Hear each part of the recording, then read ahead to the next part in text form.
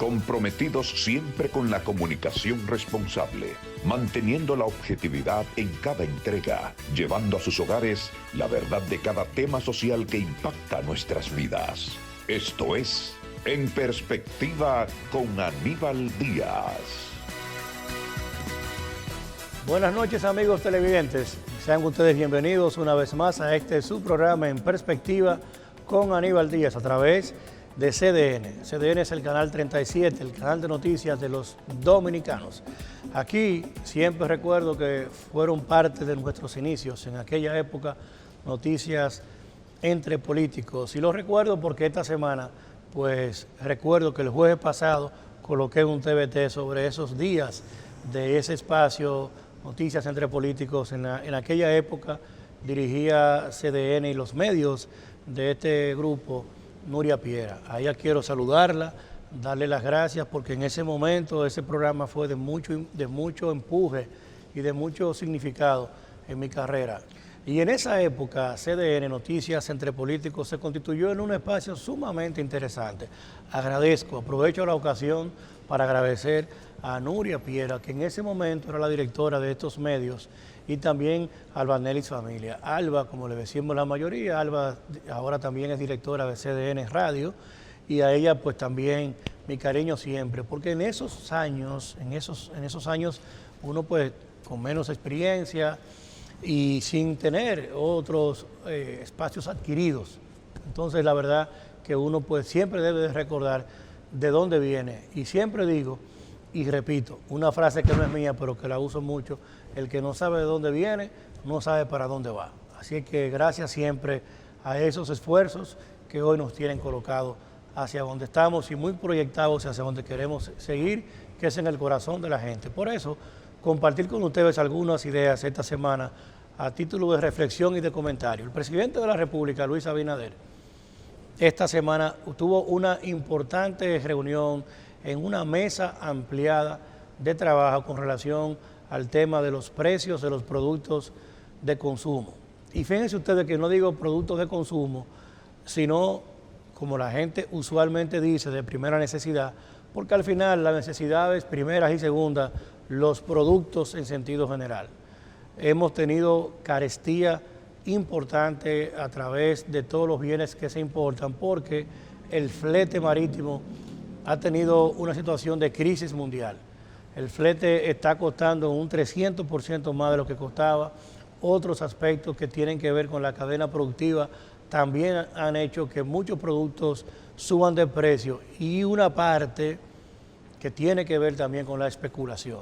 Por eso, esa mesa de trabajo empieza por colocar los caracteres de la crisis, lo que tiene que ver con el flete, lo que tiene que ver con la producción, lo que necesitan algunas de esas industrias y empresas para poder recuperar el sosiego y traducir eso en un reajuste de precios. El gobernador del Banco Central dio algunas ideas sobre el tema de fijar los aranceles y los pagos en función al costo pre-COVID. Esto es, que si, por ejemplo, le vamos a aplicar el gravamen, el arancel a un costo, a un producto, sea en base a lo que ese producto costaba con la factura que se presenta antes de la crisis del COVID. Porque como usted presenta un flete, eso incide en un precio mucho mayor. Si usted presenta el flete de hoy, el mismo trasiego marítimo, el mismo tipo de contenedor con las mismas mercancías, en base a ese costo, eso te va a elevar el pago del arancel porque se utiliza como base esa factura. Una serie de ideas que, si se llevan a cabo, lo que puede verse que vamos a tener en los próximos días algunas medidas que ayuden a poder pues producir un reajuste de estos costos, que al final es lo que nos va a ayudar.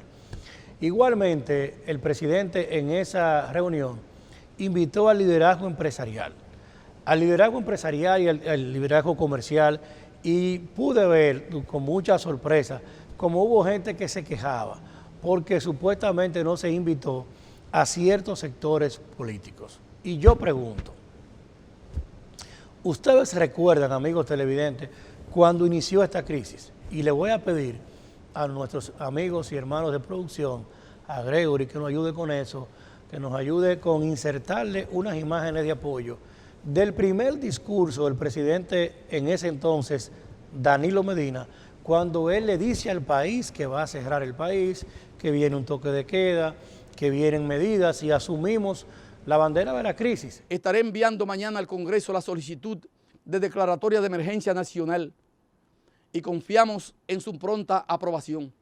Asimismo, hemos decidido cerrar las fronteras del país por tierra, mar y aire durante los próximos 15 días. Esta medida y las próximas que enunciaré entrarán en vigencia a las 6 de la mañana del próximo jueves 19. En ese momento, recuerden que ya se hablaba del contagio COVID-19 porque fue en el 19, pero al país llegó en el 20. Y sale entonces el italiano, que fue el primer infectado.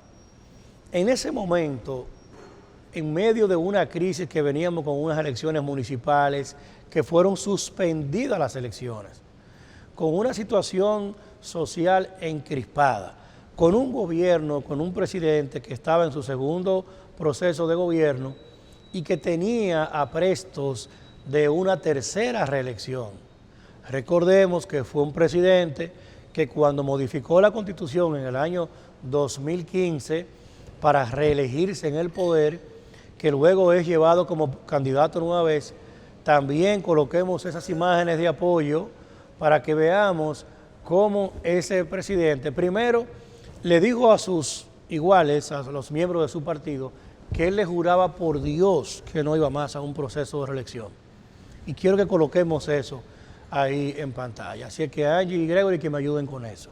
Para que veamos cómo él le dijo a la gente que lo juramentó, que él le juraba por Dios. Que juro aquí ante todos ustedes y ante Dios como testigo que es mi última candidatura a la presidencia de la República Dominicana. Luego, recordamos también que ese mismo presidente hubo que ir al Congreso en masas, llegar hasta el Congreso para que pudiera detenerse ese proceso que se estaba haciendo. Si usted tiene el juramento a Dios y usted ni a eso le hace caso, entonces contra eso hay que tener mucho cuidado.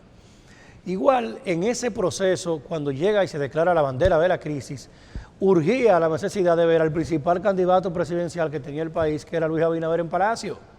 Se reclamó, el país dijo, ¿por cómo es posible que llegue el COVID, asumimos medidas de emergencia y entonces no vamos a tener al candidato presidencial con mayores posibilidades, que era Luis Abinader, y al propio presidente Leonel Fernández, que era candidato también, un expresidente de la República con la experiencia que tiene Leonel Fernández? Evidentemente que la crisis demandaba una cumbre de liderazgo.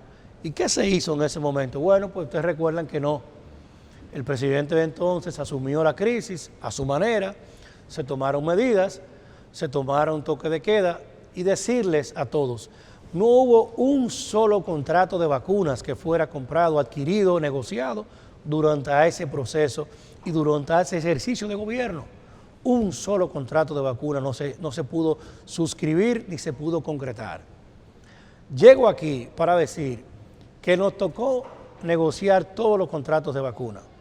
Nos tocó incluso como Congreso a nosotros y de hecho desde ahora les digo, y al invitado también le tocó aprobar esos contratos de vacuna. Y el Congreso tuvo que acompañar al gobierno en la celebración y la suscripción de esos contratos de vacuna. Y ni hablar todo lo que ha implicado el desfase con la entrega de algunas casas farmacéuticas y lo que tuvo que hacer el gobierno para entonces asumir todo eso.